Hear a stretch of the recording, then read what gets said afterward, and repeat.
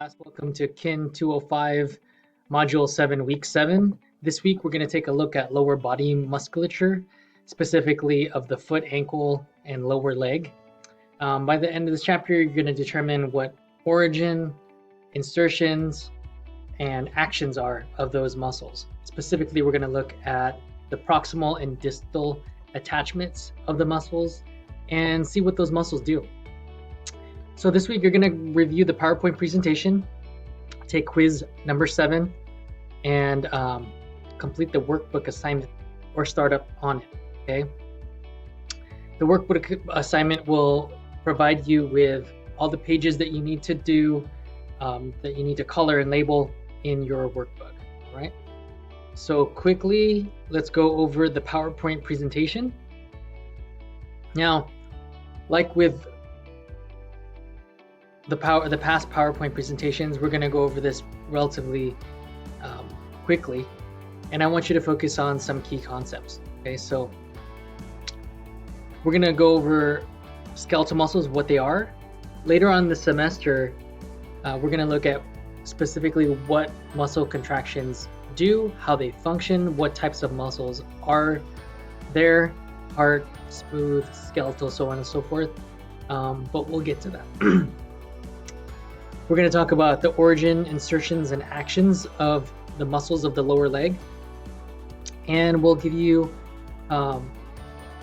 some of those muscles, specifically the primary movers, to be familiar with and memorize for your quizzes and for your exams. Okay. So a skeletal muscle is a soft tissue found in the human body. Skeletal muscles attach to bones and shorten to produce force and movement. Okay. They shorten to produce force and movement. Attachment sites, basically that's where the muscles attach to the bone, okay? So we have a proximal attachment and we have a distal attachment, a proximal and distal, closer to the midline and further away from the midline. So that P stands for proximal, D for distal, and A is for the action of the muscle. What I want you to be familiar with specifically is the A, what those muscles do, the name of the muscle and what they do, okay? Not so concerned about the proximal and distal attachment, right? Contraction, we have concentric. So concentric is a type of muscle contraction or activation that causes tension in your muscle as it shortens, okay? So if you visualize a bicep curl, okay? As I curl my muscle, my bicep muscle shortens, okay, and that would be considered a concentric contraction. As my bicep lengthens under load, that would be considered an eccentric muscle contraction. Now notice I'm focusing specifically on the bicep, okay? As I'm opening up, other muscles are moving as well. Secondary muscles, triceps, stabilizer muscles, deltoids, pectoralis, so on and so forth. But specifically when I'm taking a look at the bicep, okay, concentric, it shortens, eccentric, it lengthens under load. Okay, so be familiar with that. We're going to start with the lower body muscles, starting with the gastrocnemius, often called a calf muscle. Okay, the action of your gastroc or your calf is plantar flexion. Plantar flexion. So if this is my foot, as the ball of my foot pushes into the ground, that's considered plantar flexion. Okay, be familiar with that, understand that.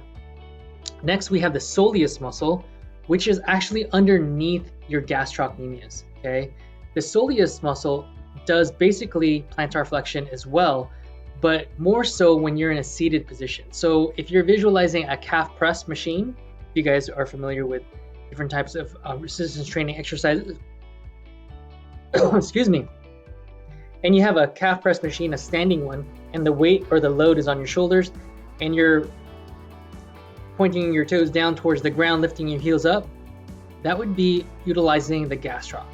When you're seated and the weight is on your knees, that would be your soleus muscle that is activated and doing the majority of the work for that plantar flexion, that raise, okay? Next, we have the tibialis anterior. So the tibialis anterior plantar flexes the foot as well and everts the foot. So plantar flexion and eversion. Tibialis posterior.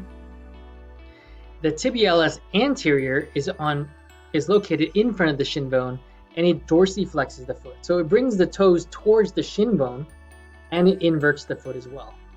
Okay. Next up, we have the peroneus longus, and this everts the foot. This everts the foot. So if your foot is here, okay, if you visualize my hand as my foot, and I'm everting, I'm moving my foot to the outside, eversion, okay? Inversion is moving the foot in towards the inside, okay? The peroneus brevis everts the foot and plantar flexes, okay? Everts the foot and plantar flexes as well. So those are the muscles that I want you to be responsible for. Again, there are over 600 muscles in the body. We're going to take a look at the prime movers, specifically what's going to help you within the field of kinesiology. And if you have any questions or concerns, please feel free to contact me. The summary of actions of the foot is going to be located on the last slide of every PowerPoint presentation. This is really going to help you with your exams, with your quizzes, so on and so forth. So this would be your cheat sheet, okay? Which muscle does what? The tibialis anterior dorsiflexes. The peroneus longus and brevis everts, okay? The gastroc and the soleus plantar flexes. Okay, so just be cognizant and familiar with this slide, and that's really gonna help you out, all right? Take care.